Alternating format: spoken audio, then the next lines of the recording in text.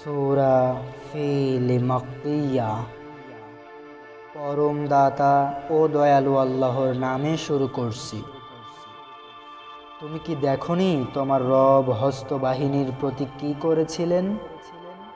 তিনি কি ওদের কৌশল ব্যর্থ করে দেননি? ওদের বিরুদ্ধে তিনি ঝাঁকে ঝাঁকে পাখি প্রেরণ করেন, যারা ওদের ওপর কঙ্কর নিক্ষেপ করে। অতঃপর তিনি ওদের ভক্ষিত তৃণ সদৃশ করেন। সূরাতু কুরাইশ মাক্কিয়া। পরম দাতা ও দয়ালু আল্লাহর নামে শুরু করছি। যেহেতু কুরাইশের আসক্তি